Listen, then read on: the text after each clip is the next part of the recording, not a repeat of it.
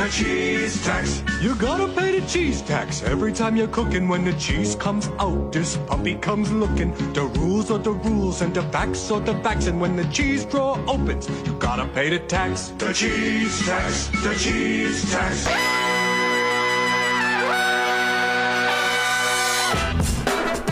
Good morning, sweet world, and welcome to the No Dunks podcast on the Athletic Network. It's Tuesday, April 16th, 2024. Happy play-in day. I'm J.E. Skeets here in the Classic Factory. Alongside me, as always, Tass Mellis. Podcast listeners, this is for you. Next to him, it's the bearded one, my top shot hot boy, Trey Kirby. Hey yo. Over yonder, making the magic happen, super producer, JD. Hello. And we got a special guest today. You've read his work at ESPN.com. You've seen him probably pop up on NBA Today, and you've definitely listened to him on the Hoop Collective podcast where they talk about the NBA. It's Tim Bontemps. Tim, thanks for joining No Dunks. Hey, fellas. It's I've listened to this pod for, 10 years, 12 years, some amount of time, long time, and it's pretty fun to be on. So thanks for having me. Well, we're catching you at the perfect time, Tim, because we're going to jump right into it. We have so much to talk about. You're coming off a heater on the Hoop Collective podcast. We had people comparing your performance on the latest Hoop Collective to Wilt Chamberlain's iconic 53, 32, 14, 24, and 11 game. Shout out to at NBA Baby Secret. Because you just went on an epic rant about the Cavaliers throwing that game on Sunday to the Hornets because they didn't want to face, the winner of the Sixers Heat game in the play-in, and they wanted to fall and take on the Magic, and you went off. So 2 questions. 1, have you heard from Cavaliers fans about that take and that rant? And 2, after sitting with it for a little bit, have you changed your opinion on how hard you went at Cleveland and Bickerstaff and their decision to sort of throw the game? You might be shocked, Skates, since you know me, but no, I haven't changed my opinion at all. And as far as Cleveland goes, I got a call yesterday at about 9 o'clock asking me to go on the radio there yesterday. Okay. And I said, this is going to go on 2 ways. Either people there are going to be thrilled with what I said, or they're going to be coming with pitchforks for me. Mm-hmm. So I went on, and they played a big chunk of it before I started. And I said, well, I don't know how this is going to go. And then the host came on and said, man, this was great. You were 100% right. And I was like, all right, I guess it's going to be a good day. So That's been the tenor of the feedback so far, I think. Okay, so interesting. Even Cavaliers fans are saying, yeah, what are we doing? That's loser mentality. You're supposed to win these games. You want home court advantage. Yeah. If you're watching that game and you're a Cavs fan and you're playing a Hornets team that's trying to lose the game and is already a terrible team at home, and you're watching Tristan Thompson bring the ball up and losing the game on an 18-2 run at home, it's like, it's just not a good feeling for anybody involved. And look, I know we're going to talk about the playing games today, and that series doesn't start till this weekend, but the Cavs go from sort of a no-lose situation. They're playing, say, Philly in the first round. It's like, hey, if they win, huge move forward for them. Mm-hmm. If they lose, well, they got bad luck playing the Sixers. Now, if they don't beat Orlando, I mean, this is going to go down as just an all-timer, the way this is shaking out. So be interesting to see how it goes. How did Cavs fans take you comparing Evan Mobley to Derrick Favors? Because I feel like that one kind of slid by after calling out the Cavs for their loser energy.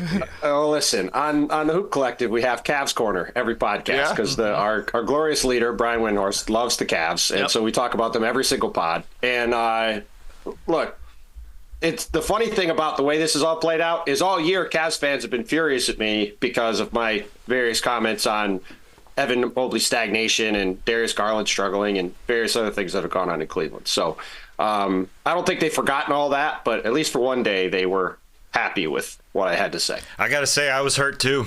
Mobley is Derrick Favors. I totally get the word stagnation. That's a good word because Mobley looked like rookie year. Who is this guy going to be? He looked fantastic. But to compare him to Derrick Favors, Mobley's like 50 pounds lighter. He's like half of Favors. I do get how they have kind of 2 centers on their roster, and to play 2 non-shooters, which Mobley has sort of become, is odd, is strange. I don't know if you're going at Bobby Marks there a little bit with the pick. But Favors, yeah, he was a center really playing the 4. It was a different time. Mobley's going to play the 5. What do you think about Mobley's projection in this league? Well, or are they going to make a big move there in Cleveland to have one of Allen or Mobley? to get, since you have so many more listeners than anywhere else that I am on, to give people some context, we were talking on a pod. I think I was on Zach's pod with Bobby Marks, and I compared Evan Mobley to Derek Favors, not just from like a player standpoint, but for people that don't remember him. Derek Favors was the 3rd overall pick in the draft, like Evan Mobley, by the Nets in 2011. He was a super young power forward, really projectable guy, 6'11", super long, looked like he had a chance to be potentially an all-star caliber player. And he had a really nice career, but he never, like you said, Tass, he never developed a jumper. And he played next to Rudy Gobert in Utah and had a really solid, long NBA career, but never turned into the star he was supposed to be. So really, it was less about specifically Derek Favors versus Evan Mobley and just more that, like you said, you go back to Evan Mobley's rookie year. I mean, you guys are the Toronto guys, right? All year, what was it? It was Evan Mobley versus Scotty Barnes. Yep. Who's the rookie of the year? Who's going to be the better player long term?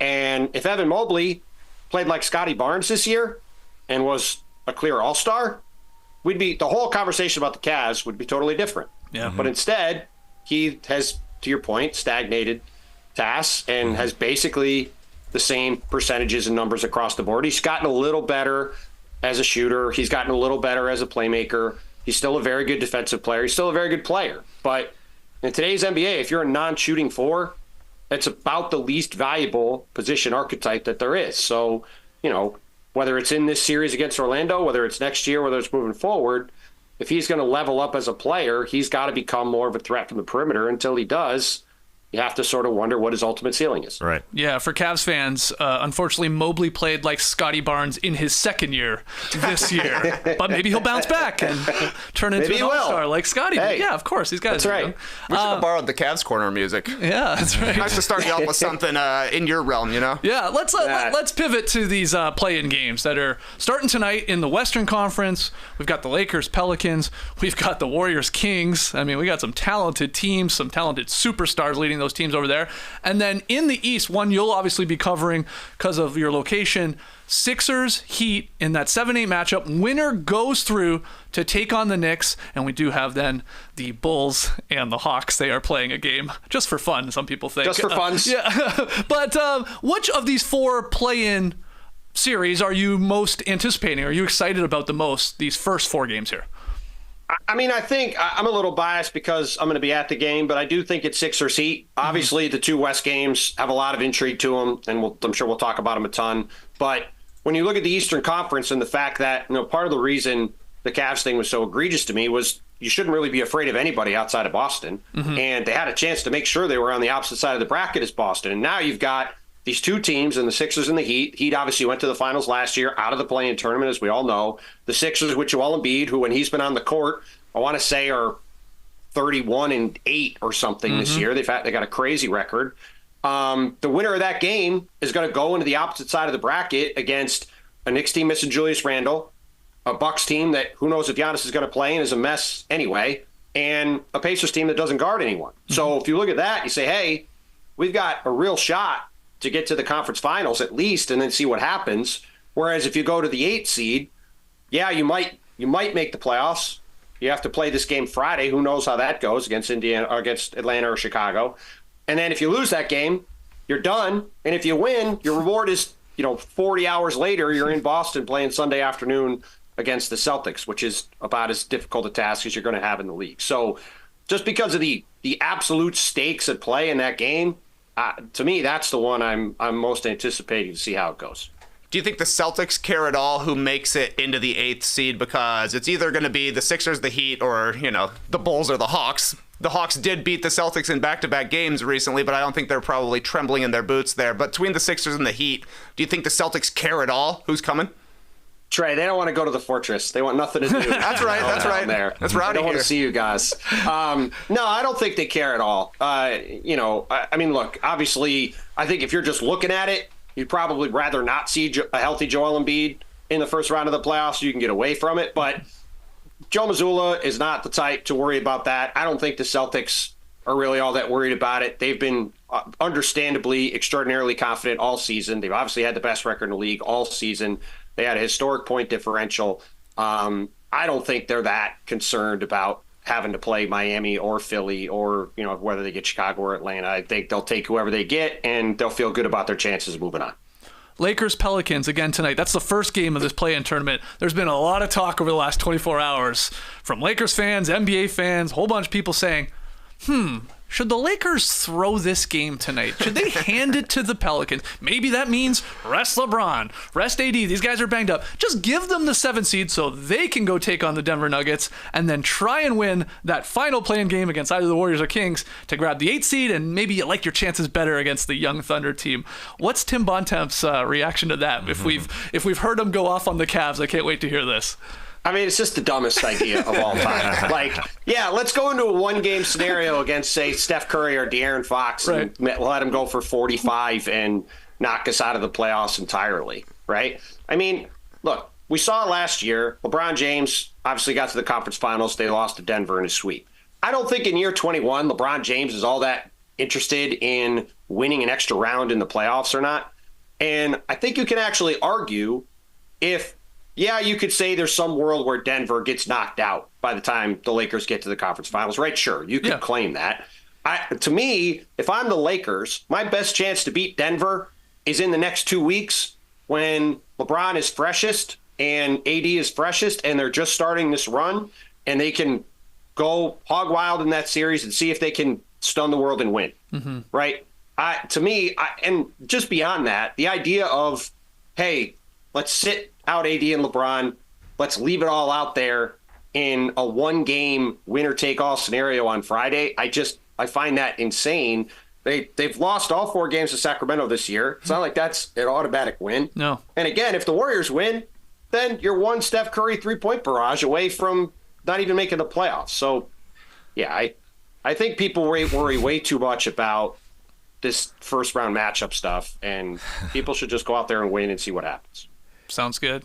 Let's talk about the actual series we know about, these first round matchups. Is there one that jumps off the page to you that you're most excited about? We know it's Clippers Mavs, we got Wolves Suns, we've got Bucks Pacers, and we've got the NBA TV series Cavs versus Magic. I can't assume you're going to pick that one, but do you have a favorite of those 4 that we know already?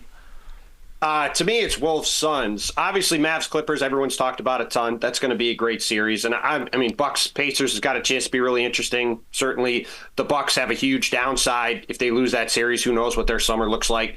But you look at this Minnesota Phoenix series. Phoenix has been a mess all season. They sneaked their way into the playoffs with a strong finish. That finish was culminated by them beating Minnesota in Minnesota on Sunday to get the 6th seed. Because obviously, the Pelicans got smoked by the Lakers, but if the Suns had lost, it wouldn't have mattered. And going into that game, you would have thought Minnesota, with a chance to be, potentially the 1 seed, would have gone on and been able to win that game. So this is, to me, the one matchup of the good teams in the West that lined up pretty well for Phoenix. They played Minnesota pretty well this year. Anthony Edwards, you guys talked about it on yesterday's show, I believe. Anthony Edwards has struggled against Phoenix this year, and the Suns, I think, have a chance to give Minnesota some trouble. And for both of these teams, there's a ton at stake here. We've talked all year about Minnesota's financial future and the possible issues they're going to have ahead of them this summer. It certainly looks one way if you go to the NBA Finals. It looks another way if you lose in the first round of Phoenix. And then you've got this Suns team that traded for Kevin Durant, traded for Bradley Beal, is insanely expensive, just extended Grayson Allen. And, they're not a team that was thinking they were going to be flirting with the play-in. They thought they were going to be flirting with the 1 seed. And now they get a chance to maybe go on a run, get out of the first round of the playoffs and see what happens. So because of how much is at stake in that series, I'm very excited to see it. But I think across the board, outside of Denver and outside of Boston, just about all these series I think are maybe not toss-ups, but they're certainly within the realm of either team can win, and I think it sets up for a pretty awesome playoffs. It definitely feels like Timberwolves Suns is a 50-50 matchup, just because we haven't really seen the Timberwolves in this high leverage of situations where they're kind of expected to win. And it's very weird that 2 of the teams that are going to be playing the most money heading into next season could be, or one of them's going to be coming off a loss in the first round of the playoffs. But how about on the other side of the bracket, the same 3-6? We've seen the Pacers play really well against the Bucks this season. We know Giannis is likely not starting the series for Milwaukee. Do you think the Bucks need to be on upset watch here? Yeah, absolutely. I mean, look, we'll see if Giannis is playing in game one or not. I was at the Fortress in 2021 during the pandemic when I thought Giannis's leg snapped in half, and I think he missed a game. So I'm going to just wait to see whether he's able to play or not, but I suspect he'll be out there as soon as he can be. But the thing that everybody lost on Sunday because of what happened in Cleveland and because of what happened with the Knicks and the crazy game they had with the back Chicago Bulls is Milwaukee was trying to beat Orlando. Obviously, Giannis wasn't playing, but they were trying to get the 2 seed. Yeah, right. They played everybody. They rested everybody Friday in Oklahoma City, and they got smoked. Like, they were trying to beat Orlando and couldn't. Damian Lillard looked like he was 45. They couldn't score. Orlando just beat the crap out of them and wore them down throughout the game. And, yeah, the Bucks eventually threw in the towel, but they threw in the towel because they weren't winning anyway. And the Cavs game was over, and they were like, all right, well, I guess we're probably going to be 3 because the Knicks are going to win. So, yeah, I think this is a tricky matchup for them. Obviously, Indiana won 4 out of 5 times this year. All those games were before Adrian Griffin got fired. All those games, more importantly, were before Tyrese Halliburton got hurt. Mm-hmm. And to me, the biggest question in this series is, can this week off allow Tyrese Halliburton to get somewhere close to the player he was before he got hurt? Because you look at his numbers over the past couple months, I'm sure you guys have, shooting 36% from 3 or so. He's not been nearly the same dynamic offensive engine that he was before that, even though Indiana's offense overall has been very good. And if they're going to win this series, Tyrese has got to be able to be the best player on the court at times. And if he can do that, and this week off gives him the juice he needs to get back there, I absolutely think Indiana can win this series. And like you were just saying before, Trey, about, it's crazy that one of these super expensive West teams could lose in Phoenix and Minnesota. Obviously, Milwaukee did not trade for Damian Lillard to lose in the first round of the playoffs. And certainly, especially if Giannis comes back and they lose to the Pacers, that is a DEFCON 1 situation for sure. Yeah. Do you have any prediction as to who Doc Rivers will blame if they do lose to the Pacers? I know who he won't blame. Let me put it that way. That's a good point. I'd be worried if I'm the bus driver. Yeah, jeez, man. Anybody, anybody in his vicinity, just won't be the head coach. Okay. Well, let's pivot from the play-in and the playoffs to something you do a lot on, and that's the MVP race. Your MVP straw poll. For those Can't believe we're talking about that. Well, I know. Look, for those, I mean, we got a lot of sickos here, so I assume most people know what I'm talking about. But for those that don't know, do you want to just quickly break down what your MVP straw poll for ESPN.com is and how long you've been doing it and how you even sort of came up with the idea to do it? Sure. Very basic ideas. 3 times a year, I poll 100 people around the world, international, national, local beat writers, to try to mimic the eventual 100-person voting pool for end-of-season awards, to give people a sense of where the MVP race actually is. Because throughout the year, I mean, we all do it, right? We talk about, well, maybe this guy's MVP, maybe this guy's MVP, maybe this guy can win MVP now. And the idea of it was to try to come up with a way to show people, hey, instead of just sort of wondering what's going on, here's what the actual race looks like right now. Mm-hmm. And I came up with it in 2017 when, as you guys remember, Russell Westbrook had the crazy end of the year, hit that shot in Denver when everybody cheered and beating their team, and had the first triple-double since Oscar for a season, wound up passing James Harden and winning the MVP that year. But that year, it was sort of like this year. You had Russ, you had James Harden, you had Kawhi Leonard, and you had LeBron James, all with real MVP cases. Right. And so in March, I was still at the Washington Post, and I said, I'm just going to ask a bunch of people who they think is going to win. And did that.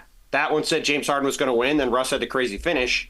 Since then, I've refined the process a little bit. Now it's a lot. I try to do it as scientifically as possible. And this year, for whatever reason, this has led to a lot of controversy. And what's, I think, been a fairly boring result. This led to a lot of controversy about me doing it and the process and polluting the voting pool and all kinds of stuff. Do you feel like you've become too powerful now with the straw poll? Nobody wants to go against the results of the last one? I mean, to be honest, I just don't think people really understand polling or what I'm doing. I just ask people who they think is going to win. I'm not saying, hey, 70 people voted for Jokic. You might want to think about that when you vote. I just say, give me 5 people. I've asked you guys before. Yeah. And I try to tell people, don't think about it. I don't want you to spend 5, like Howard Beck, God bless him. Every time I ask him, he says, oh, I got to think about it. Have a couple days. It's like, Howard, just give me 5 names. I don't want you to spend 3 days processing what you're going to do. Because the whole point is it's like a snap poll during an election, right? It's like, who's going to win as of right now? And, last year, the last one I did, Nikola Jokic and Joel Embiid were a virtual dead heat. So Joel Embiid eventually won, but it's not like the last straw poll, convinced everybody to vote for Joel Embiid. And the other thing that I don't think people think about when we think about this thing is, like, the last one, I think Jokic had 85 first place votes in the last poll. Yep. And I got a lot of comments saying, oh, how is Jokic winning in such a landslide? And, like, the thing people don't think about with that is if the person who's in second, let's say Luka's in second in the actual voting. Let's say Luka gets 80 second place votes. Well, that means that for 100 people, 80 of them were deciding between Luka and Jokic and decided to pick Jokic, right? It doesn't mean that Luka's like 8 miles behind the guy. But if you have a bunch of people narrowly decide to go in one direction, it can look like a landslide win when it's really not. And I think a lot of times the thing people don't really think about is that, like, when I ask people, it's a lot of agonizing over, well, I guess I'll pick this guy, but it's close, and for one reason or another, I'll edge this way. But, I understand why people get worked up about it. It's obviously a big deal every year. I mean, part of the reason, honestly, why I started it was because people talk so much about it and care so much about it. But I do think that people sort of get lost in the actual numbers of the votes and don't think as much about the fact that it is really close and it is really competitive. And I cannot fathom that the actual voters spend any time worrying about what the last straw poll said. And as an actual voter and as people who are voters, we just got our ballots last night. They're due at 6 p.m. tonight. And I know that just about everybody waits till the last day and then spends all day today agonizing over who they're going to choose because, everybody cares about it and wants to get it right. And so I don't think anybody's worried about, we got to make sure the straw poll is right again. Well, just like you don't send us ballots to vote in your straw poll, the NBA doesn't send us ballots to vote in the straw poll either. Do they recommend putting effort into it, or are they just like, give us your top 5 names, whatever you're thinking?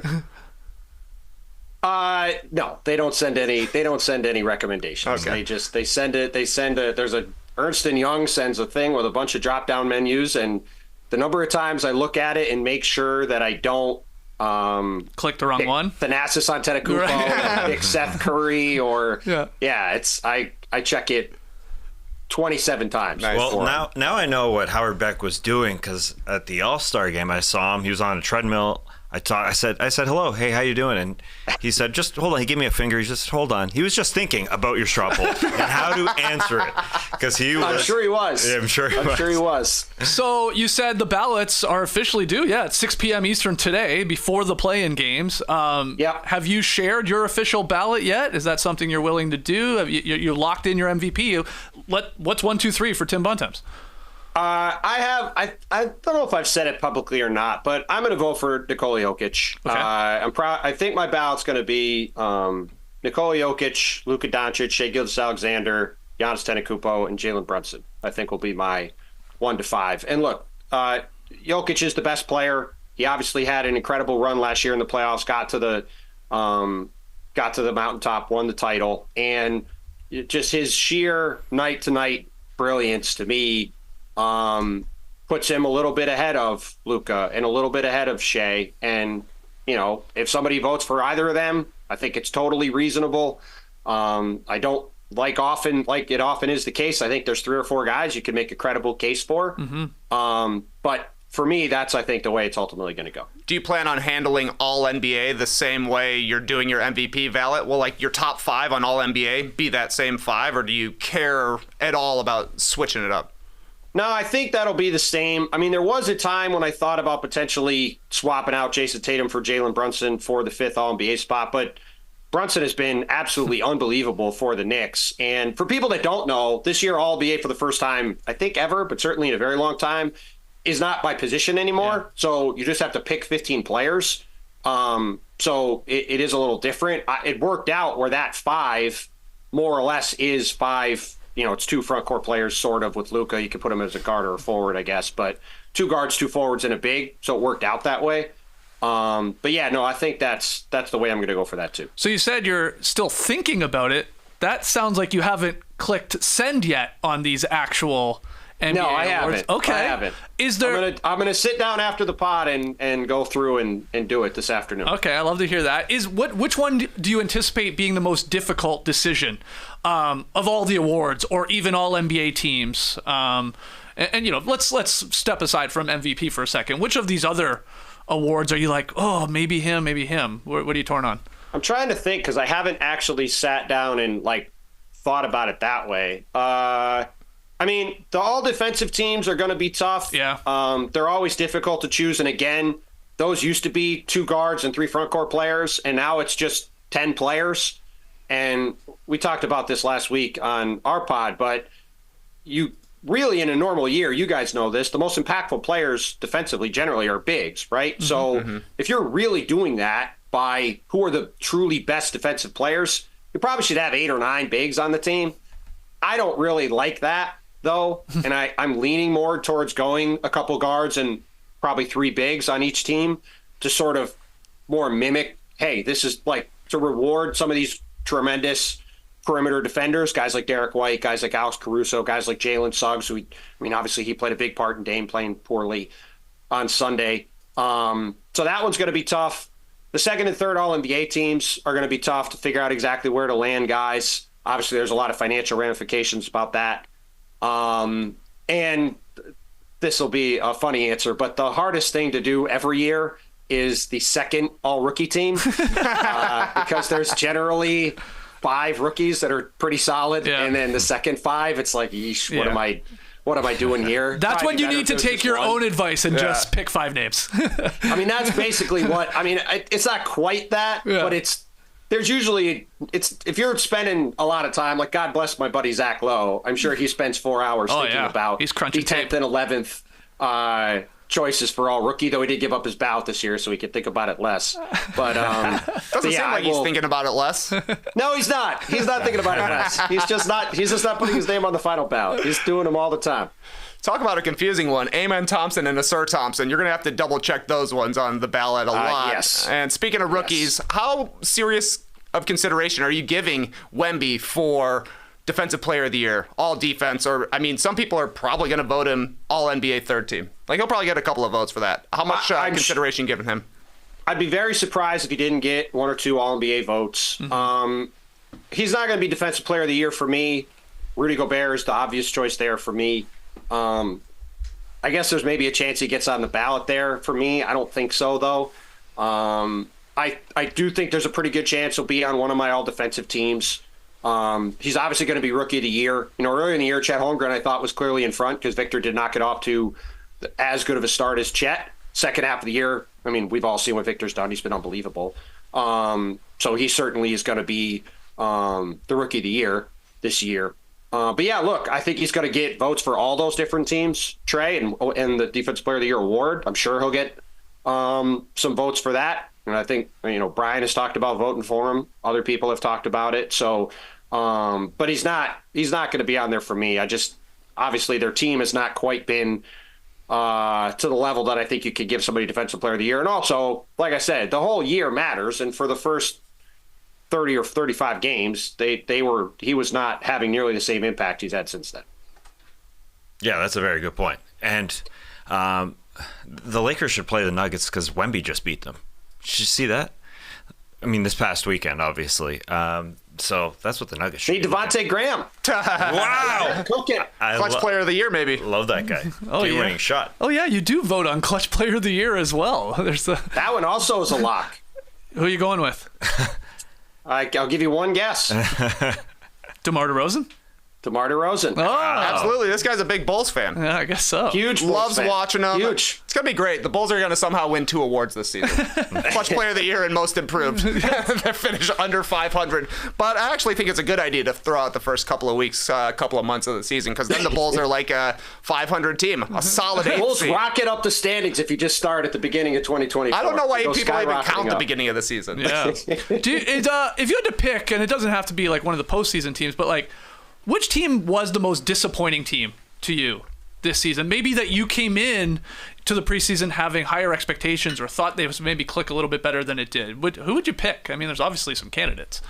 Yeah, I'm trying to think. For me, I mean, you could say Memphis, I guess, but I mean, they had a trillion injuries. It's kind of hard to blame that on that. And we knew Ja was going to be out for the first 25 Yeah, games. and you knew Ja was going to miss time. I mean, they've been disappointing, but there's some extenuating circumstances there, right? I mean, I think it's got to be Milwaukee. Yeah. Like, and I was down on the Dame Lillard trade from the beginning. I didn't think they should have done it. I said it at the time. I still don't like it for them. I don't think it helps them in the playoffs ultimately, but we'll see. This is what they did it for, is to win games in the playoffs, so we'll see if it can.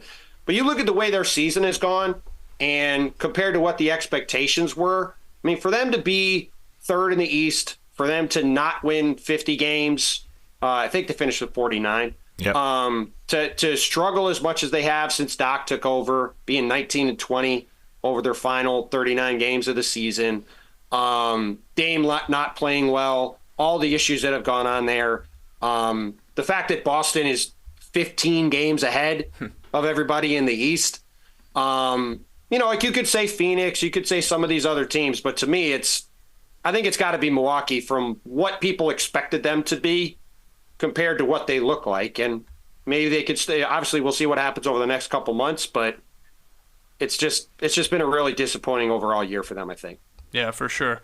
When we knew you were coming on, the fans were excited here in the No Dunks universe, and one of the questions we got a lot was they wanted to know, what was your favorite nickname of the two? Him Bontemps or Timmy Goodtimes? I mean, I don't think there's much of a contest there. I've had the same nickname since I was like 15, so Timmy Goodtimes. Him Bontemps is pretty damn good, too. Yeah, that's what you're For cooking. people that don't know, my last name means good times in French, so Yeah, right. that's where that comes from. We got a big Canadian audience. They already knew. Yeah. Well, not everybody, but yes, that's true. They should know. All right, let's get into some other NBA news here. You already alluded to it, Tim. Phoenix Suns sharpshooter Grayson Allen has agreed to a 4-year, $70 million contract extension that includes a player option. The deal keeps Allen out of unrestricted free agency this summer, rewards him for a really good year for Phoenix. I mean, he's shooting 46.1% from deep. Yep. He started in a lot of games, has played a lot of games. Were you surprised by this timing of this contract extension and the money he got? You think he could have warranted more if he had hit free agency? What's your take on Grayson Allen, 4 years, $70 million? Well, it's funny. We just talked about the Bucks, Skeets, right? And I think people have forgotten because of everything that's gone on. The Bucks didn't just trade Jrue Holiday in that trade, right? Mm-hmm. They traded Grayson Allen, who's a nice player. And like, if they had Jrue Holiday and Grayson Allen, I'd argue they're a better team right now than they are with Damian Lillard. So obviously, he's had a fantastic year, as you said. To go back to the question you asked me, I am not surprised that they did this deal now. He became extension eligible a couple of weeks ago. This allows them to have him locked up going forward. As you guys know, and I'm sure many of your listeners know, they're certainly plugged into things. The second apron and the 2 aprons kick in this year, this offseason. Now, Phoenix well into the second apron. They're not able to put players together to make trades. You can only make one player for one player trades money-wise. So having guys under contract is critically important. They don't have access to really any ways to add players. They traded all their draft picks, so they needed to pay him, even though it's going to cost Matt Ishbia, the owner of the Suns, $1 gazillion to do so. And like you said, Grayson's been fantastic this year, and I think it's a really good deal. The max he could sign for, I think, was about 4 for $75, I think. So it's a little bit under what he could have ultimately gotten. But he also is a guy in his mid-20s who gets a player option on the end of that deal. And so in 3 years, he'll be 27, 28. The new TV deal will have kicked in, and the salary cap should have gone up a decent amount. And he'll be able to opt out and sign another deal right in the prime of his career. Yeah. So Phoenix gets a guy under contract who's a good young player. who has fit in really well with their team, and Grayson gets some big-time financial security, which he hasn't really gotten to this point in his career, and also gives him a chance to get himself back in the market in a couple of years. So I think this really worked out well for everybody, and as part of what's been a really good few days for the Suns. They come from behind in the fourth quarter and steal one in Sacramento. They obviously blow out Minnesota. They get this matchup like we talked about with the Wolves, and now they get Grayson done. So really good few days for Phoenix going into what's obviously a pretty massive playoff series for them. Yeah, and it also potentially sets the market for some other sort of sharpshooter-like guys when they eventually hit free agency. I know Raptors fans bring up Gary Trent Jr. Will it be comparable, less? Malik Monk sort of as a scorer too in free agency. So we'll see here. I hadn't thought about that. That's a great point. Those are certainly all similar kind of guys that should really set the market for them. Yeah. Yeah, and I can understand why Grayson Allen wouldn't want to leave Phoenix. 64% of his shots, according to NBA.com's tracking data, are considered open or wide open. So he's getting easy shots, and he's knocking them down, but I've had so much Bobby Marks in my life recently trying to learn about the second apron. The question becomes, what happens to Phoenix if they flame out in the playoffs this year? Because they're going to have the highest payroll in the league heading into next season. Yeah, Matt Ishbia is happy to be paying it now. It looks different if you lose in the first round. What happens to Phoenix if things go poorly? Like, what kind of changes could they actually make? Would Devin Booker ever want to leave? Would Kevin Durant say, you know what, maybe another place is the place for me? Basically, the only guy I feel like stays around for sure is Beal because of the no trade clause. That's right. I was going to say, what's not going to happen is Bradley Beal's not going to get moved because he can't. So, look, I think when the thing, and I mean, you guys have followed the NBA forever, so I know you agree with me on this too. I love the next 2 months so much because, A, you learn so much about basketball and about what works and what doesn't.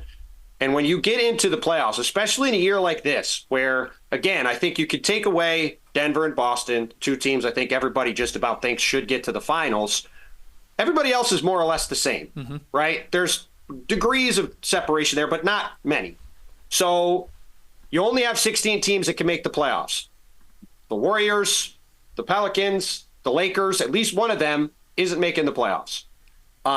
You look at teams like Philly and Miami. One of them could miss the playoffs. So you're already going to have some teams that have expectations of advancing the playoffs that don't even make them. Then you get into the first round, and only 8 teams can make the second round, and there's probably 14 or 15 teams that are going to think, hey, we can win a series or two. Yep. And there's going to be probably 10 or 12 teams that think they can win 2 series and get to the conference finals. Only 4 teams can get there. And so when you get into the playoffs and you fail, not only do you learn about what these teams need to do going forward to get better, to improve, to advance farther in the future, it also creates situations like this, Trey, where you have a team like Phoenix with all these expectations, and if they don't win, it's what happens now. And look, maybe they just bring everybody back and say, hey, it was the first year. We got to add some more depth. We're going to be better next year. It'll all work out. Or, like you said, this goes badly in the first round. They lose in 5 or 6 games, and there's massive changes. I think it's hard to say exactly what's going to happen there just because of how combustible that kind of situation is and can be with all those guys involved. But what's undoubtedly true is across the league, whether we talked about Milwaukee, we talked about Minnesota earlier, we're talking about Phoenix now. There's so many of these teams that have real things at stake as early as the first round of the playoffs, that whether it's Phoenix or other places, there's going to be significant ramifications across the league, depending on how these playoffs shake out. And I think this all sets up for what's going to be a truly wild summer in the league, because there's going to be a lot of disgruntled and unhappy teams, and by extension, a lot of disgruntled and unhappy players. And then by extension, there's going to be a lot of stuff happening because disappointment in the playoffs leads to change. Yeah. And we see it year after year after year, and I think there's got a chance to be as much of it as ever this year because of how even the league is and because of how many teams are going to expect to make runs when, just by the math, a lot of them can't. You're so right about the Suns-Timberwolves series and how much expectations they have just from everybody around their team and fan base, and looking forward to having those guys signed for next season. Grayson Allen makes the Suns' starting salary up to $180 million is what they're going to pay their starters next season. The Wolves will pay $160 million. Mike Conley's nice guy, taking a little discount there to make it 180 versus 160. But you're totally right. They're going to go, whoever loses is going to go into the summer thinking, we got to do something. But the Suns really can't do all that much, unless they make a huge deal. So that is why, as you said, these next 2 months, these next 2 weeks are going to be ridiculously fun for the Wolves and the Suns and the Bucks. It's a great point about trading Grayson Allen. It goes under the radar. He's having obviously a career season, but if he was back there on their backcourt, along with Drew Holiday, they'd be a totally different team. So they'd be the team they had last year. Yeah, that fell short. That everybody's like, they got to change stuff. That's it. This is what Tim's saying. Like, these teams with expectations, some of them are going to lose, and then impatient owners, impatient superstars. Well, we can't do this again. That's the definition of insanity. So we got to switch like you said, up, Trey, look at Milwaukee. Milwaukee obviously has a crazy fluke series in the first round. Giannis misses a couple games. They blow multiple 20-point leads, back-to-back 20-point leads against 4 and 5. They lose that series. They fire Mike Budenholzer. They trade Drew Holiday. They then fire Adrian Griffin midway through the season. Dame is not looking great. But that's the definition of what we're talking about. We're like, the next couple of weeks at a minimum are going to set in motion a lot of things across the league. And there's just, I feel like there's as much or more of that right now in the NBA than ever. And I do think it really sets up for a potentially wild next couple of months. Yeah, it feels like there's more of it because you said it. It feels, and this is what Silver wanted, right? This idea of like parity. Like, how many teams do we have between 46 and whatever, 50 wins? Like, I think it was 14 teams between 46 and 51 wins. Jeez. Yep. Yeah. So obviously they all are thinking the same way. Oh, we should win a series or two, or we're a piece away from a conference finals. They're all thinking that. Of course, they all aren't going to be that. And then we get the chaos summer, and hey, good for content. For guys like us. Yes, we love that is true. All right, moving on here. The Brooklyn Nets are planning to hire Sacramento Kings assistant Jordi Fernández as their next head coach. Jordi spent time coaching with the Nuggets back in the day. He was a player development coach with the Cavaliers from 09 to 13. He also coached the Canadian national team. I was going to say, where are we at with the real news here? I'm getting to it. He coached Canada to a bronze medal, baby, beating the Americans. That's right. We'll get to the superpower team the Americans are putting together to try and take down Dylan Brooks in Paris. But yeah, Jordi Fernández looking like he's going to be the head coach of the Nets. What's your thoughts on that, Tim? I like the hire for the Nets a lot. They obviously needed to change the energy around the franchise. It's been an abysmal few months there ever since they tanked that game against the Bucks at home back on December 27th. Jordi, as you mentioned, did a phenomenal job last year, taking over for Nick Nurse ahead of the World Cup with the Canadian national team. Getting to the bronze medal was a huge deal. Winning that overtime bronze medal game against Team USA.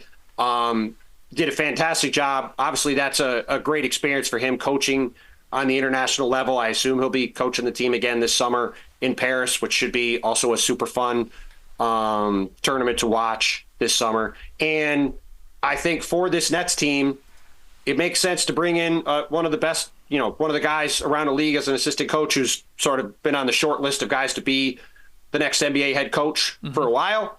And it also, I think, gives the Nets some optionality this summer to either stay on the path that they've, sort of discussed going on before, where you have Mikal Bridges and some of these other guys, and you try to add veteran talent to it, or go the other way and try to get some younger players and turn this thing over. Because if they'd gone and hired Mike Budenholzer, say, to be their coach, right? Mike Budenholzer's not signing up for a rebuild. No. He would want this team to move along in a certain direction. So Jordi gives them the ability to do that if they want, but I think it gives them a lot more flexibility. And for where the Nets sit right now, they shouldn't be picking a specific path like that anyway. It should be whatever the best opportunity comes along, we should jump on it. And I think for a team in their position, Jordi makes a ton of sense, and hopefully he takes the job and runs with it. Ziller noted in his newsletter this morning how we could be looking at like a quiet offseason when you're looking at the coaching carousel, because now we have Jordi Fernández taking the Brooklyn job. I guess we have two vacant jobs sort of in Washington and Charlotte, two really bad teams that are still looking for a head coach. But then, coaches on the proverbial hot seat, I don't know, maybe Darvin Ham with the Lakers if they yeah. lose and don't get in even to the postseason or something like that. JB Bickerstaff with the Cavs. Is there anyone else that comes to mind? Because usually we have sometimes 10, 11 possibilities or openings, but not many. Am I missing a name though that could be on the hot seat, you think? Maybe besides Doc Rivers, I guess? Well, rather than say specific names, I'll just go back to what we just talked about. And last year at the start of the playoffs, nobody thought Mike Budenholzer was getting fired after the first round. Yeah.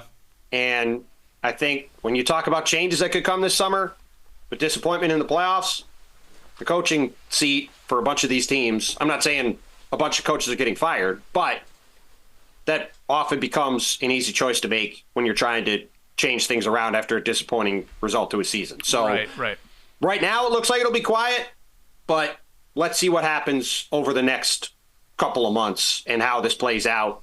And then, we can look back and say maybe there were only these 3 jobs. Certainly doesn't look like any of the bad teams are doing anything. But let's see what happens with a bunch of these good teams as the playoffs get started and the pressure ratchets up and we see what the fallout is from teams that fall short of where they want to go. Yeah. Which is a better job, Hornets or Wizards? If you're a coach, I would say the Hornets job only because it's farther along, right? You've got LaMelo Ball, at least in theory. He hasn't been able to stay on the court the last couple of years. Brandon Miller looks like a really exciting young player. Mark Williams has a lot of potential as a center. Obviously, he's missed, a good chunk of this season with back issues. He said at exit interviews on Monday that he feels good. He wants to play all 82 games next year. Hopefully he can. So he's been very intriguing. He was very intriguing at the start of the year when he was out there. Washington is starting this thing from the ground up. There's not a lot there. It's going to take a while, I think. So if you're a coach and you're walking into a situation where you got stuff to work with on the court, I think there's a lot more on the court right now in Charlotte. So I would say there. One coach that will not be getting fired, pretty confident in saying that, Mark Daigneault of the Oklahoma City Thunder. He was voted the National Basketball Coaches Association's NBA Coach of the Year. That's a mouthful. Yeah, the Coaches Association give out their own Coach of the Year. This always catches people by surprise, but yes. He obviously won this in taking the youngest team in modern league history with an average age of 24 years old to the Western Conference #1 seed here. NBCA's NBA Coach of the Year, Mark Daigneault. Do you think he's going to win the actual award as well, Tim, when you're filling out that ballot later? What do you think? He's going to get my vote. I'd be surprised if he doesn't win. I mean, they had a team with an average age under 24 win the Western Conference regular season, right? It's a pretty easy case. And obviously, you can always pick a bunch of guys to win this award every year, but he's done a phenomenal job. And it has been interesting to hear sort of the general slander of the Thunder over the past week or so. People, sort of just dismissing any chance they have seemingly of making a run. And there's nobody happier about that than Sam Presti and the Thunder, I am sure, because they have won the Western Conference regular season and now can play the nobody believes in us card, which is kind of an incredible thing. That's true. Yeah. But yeah, he's done a phenomenal job, and I think he is a fairly easy choice to win Coach of the Year this year. Nobody believes in us because we have to show our card at the bar when we're buying a drink. They have to finish their breakfast, remember. Go back to the summer. Right, that's They're right. still eating, so they can't play basketball. That's right. Yeah, Daigneault has increased OKC's victories from 24 to 40 to now 57. It's pretty impressive stuff. And I think it's just the Thunder and the Celtics as the only teams to finish top 5 in both offensive and defensive efficiency. So that's something there too. It's not like this is just a juggernaut team on one end or the other. They play both sides of the basketball. So yeah, I think we all agree that he's gonna probably run away with the actual award when we find out maybe later this week or whenever they announce it. They went from the second overall pick to the second best record in the league in 2 seasons. Yeah, that's not bad. But if it's left, I say he's got to go. Get him out of here. Get him out of here. Dwayne Casey style. Coach of the Year. See you later. Let's move to the Pistons here. Following the worst season in franchise history, the Pistons are ready to make some changes. So according to Shams, the Pistons will hire a new president of basketball operations to work over GM Troy Weaver. Okay, I think Troy Weaver is still going to keep his job here, at least for now. This maybe caught me by surprise. I didn't even realize they didn't have a president of basketball operations. They haven't had one, I don't think, since Stan Van Gundy when he had the dual role there. But do you see a prospective candidate the Pistons should be looking at, or what do you do if Tim Bontemps is in control of Detroit Pistons? Where do you start? I guess. I mean, in all seriousness, you have to get everybody on the same page. Like, Detroit's biggest problem over the past several years is that they've had sort of a bunch of different people pulling things in a bunch of different directions. And it's hard enough to win in the NBA when you have everybody going in the same direction. It's impossible when you have different people going in different directions and you can't agree on what you're trying to do. And whatever the Pistons do this summer, that's the first thing that they have to figure out is we have to get everybody on the same page. We have to pick a specific direction and we have to stick to it. Because they've just gone from thing to thing, and it obviously the results speak for themselves. I mean, they haven't won a playoff game. This is a crazy stat. They have not won a playoff game since 2008 when they were playing the Celtics in the East Finals. So Jesus. Obviously it has not gone well there for a long time, and they have to have some serious rethink about the way they're going about their business. But that's the first thing is they have to, whoever they hire, whatever they do, they have to get everybody pulling in the same direction instead of playing tug of war. Right. Because that just doesn't work. Does that mean that Monty Williams and Troy Weaver should maybe be a little bit nervous since they would have been hired prior to the new president of basketball operations coming in? I know Troy Weaver signed an extension before last season, and then before this season, Monty Williams got the biggest coaching contract of all time just to come out of retirement. I mean, look, it all goes back to the same thing, right? Like they've made all these moves like this, giving out extensions here and there, and obviously they gave Monty the biggest contract at the time in the history of coaching candidates in the NBA, and it's still got them to here. So whatever they do with those guys, they have to get, and whether they stay there or not, they have to all figure out one direction and stick to it together as a group. Because until they do, they're just going to be spinning their wheels and sitting at the bottom of the East. Because it's the literal definition of insanity to just keep doing the same thing over and over again, and that's what they've been doing for a long time, and it's why they're in the position they're in. You say insanity, we call it competitive in Chicago. Same thing every year. You know what to expect. You're just like going for the 10th seed, baby. That's right. It's a dynasty. It's a play-in dynasty for sure between the Hawks and the Bulls. Yeah, I mean, the Hawks and Bulls, they are the definitional play-in teams. That's right. Trae Young is back, Mr. Play-in. It's great. I think we, the Lakers, let's not forget about the Lakers. They're a play-in dynasty team, That's right. too. Yeah. They've been in this a lot. They certainly are. Yeah. They certainly especially are. if they win again here tonight. Final piece of news here. USA Basketball is finalizing the 2024 Paris Olympics men's basketball roster. It sounds like we have 11 of the 12 names, okay? Multiple reports. We've got Woj, we got Shams, Joe Vardon, who's really tapped into this, saying that Team USA will include LeBron James, Steph Curry, Kevin Durant, got Anthony Edwards there, Anthony Davis, Tyrese Halliburton, Devin Booker, Joel Embiid playing for Team USA, Jason Tatum, Drew Holiday, and Bam Adebayo. The plan, I guess, is to keep one roster slot open ahead of July training camp and the exhibition games in Vegas. Now, there's some whisperings that it will be Kawhi Leonard as that 12th man, but not a bad team. Congratulations to you Americans on putting together a pretty good-looking squad there. I like your chances. Who should be that 12th man, though? Tim, should it be Jalen Brunson? Should it be Kawhi? Someone else in mind? What do you got? I mean, if Kawhi Leonard's healthy and you can add him to your team, it's probably not a bad idea. But let's also see who's playing on the team in a couple of months, right? Let's see who's still healthy in a couple of months, who makes it through the playoffs without any issue. Does other stuff come up that prevents guys from playing? But look, certainly if Team USA has that group plus anybody, plus me, they're going to be It'd be good times, man. It would be good times. I'd be very happy to be the 12th guy. They love you in Paris. Give me a gold medal. I'll wave a towel. It'll be great. But yeah, I mean, it almost doesn't matter who they add if they have this group. But again, knock on wood, hopefully just for everybody's sake, personally, they get through the playoffs healthy and everything's fine. Mm-hmm. But we're a long ways away from the end of July when this all gets started. So let's see how it goes. But this has been, obviously the Paris Olympics have been something people have talked about for a few years now. It's something a lot of these guys are going to want to take part in. Steph's never played in the Olympics. LeBron, I think it'd be his 4th gold medal. So, makes sense that you've got a lot of these big names attached to it, wanting to play. But it's early. So let's see what the roster looks like when I'm at training camp with them in Vegas in July. There's the poll we need. Which member of the Hoop Collective podcast should be the 12th man on Team USA? Tim Bontemps, Tim McMahon, or Brian Windhorst? I mean, I don't think that's a landslide for Windy. I would guess. I think that's what everybody would want to see. Windy over there with the quaff, waving a towel. I mean, he'll probably be there as it is, right? I mean, usually. Oh yeah, he's covering it. Yeah, he's staying at Wemby's or what?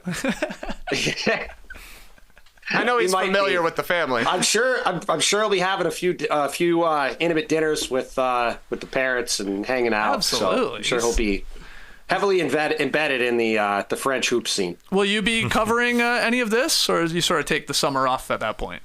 Training camp, baby. I'm not taking the summer off. I can tell you that. I will be at training camp in Vegas in July ahead of summer league, so Brian can rest a little bit because he has to work really hard. So okay, but you won't be going to Paris, probably. Not unless something changes. No, I will just be going to Vegas, and then I will be watching the tournament from the comforts of not Paris. Well, hold on. There's a Paris in Vegas too. There's an Eiffel Tower. That is true. I will not be in Vegas for the actual tournament. I will not should have the team stay there Totally. to get used to it. Get used to the fake sky they have in that dumb casino.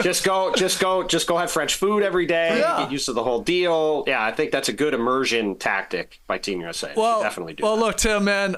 Every time we see you at either All-Star Weekend or Vegas for Summer League, we always talk about, man, we gotta get you on the show. We gotta get you on the show. So I'm so happy we finally made that happen. Appreciate you taking the time to jump on here. Thanks to Philadelphia for bumping their game to Wednesday so we could have you on today, because I know you'll be covering that play-in game. And before we let you go, I mean, sounds like you're leaning towards a Nuggets-Celtics finals, but who do you got winning the championship? You're not afraid to make predictions, unlike Brian Windhorst. So no, Denver is going to win. I think Denver will beat Boston in the finals. I think we saw I was at both games this year, the game in January in Boston, the game in March in Denver.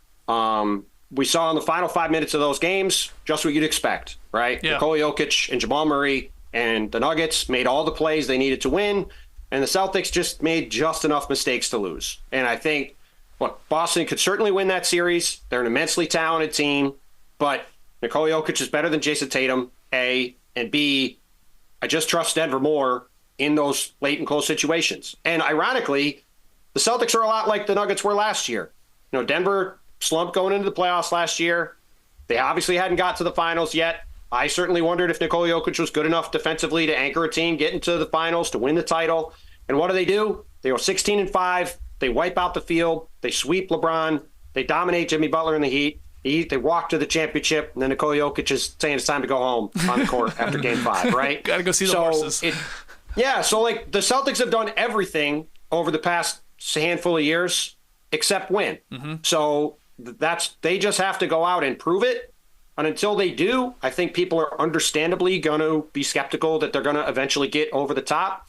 But you guys know this. Like, you go back to the Warriors in 2015, you go over and over again. We've seen in the history of the league, until a team wins, there's always skepticism of them being able to do it. Yep. And then when a team like this wins, people look back, oh, man, Boston won 64 games. They were the best team in the league. They had a net rating of 12. Like, of course they were going to win, right? So it's just a matter of them having to go out and prove it, and I think they're going to walk through the East. But as of now, I'm picking Denver over Boston in the finals. There it is. Well, thank you again, Tim, for jumping on here. It was too long in the making, and good luck with the start of the second season here, because these playoffs are anything but short, and I know you'll be locked in. Appreciate you jumping on, man. I appreciate it, fellas. And as I've told you guys privately, on the Hoop Collective, obviously it's great to do the pod with a couple of my best friends every week, in Tim and Brian. And I know personally that I've always tried to have it emulate what you guys have done for a long time, which is just having good friends sitting talking about hoops. So it's been very fun to be on here, and I'm glad we finally got to do it, and I'm looking forward to doing it again, hopefully in person, if I ever have a reason to get to Atlanta. Yeah, there you go. And it's been great. So keep killing it, and I'll see you guys soon. Awesome. Tim Bontemps, everyone. Drop a thumbs up in the stream team for Timmy Goodtimes. We're going to wrap up here quickly because we got to get ready for tomorrow's show where we're doing our Western Conference previews of 3 series after we know the 2-7 matchup tonight. But before we go, let's just do a quick tweet of the night. Tweet of the night. Wow. Twitter.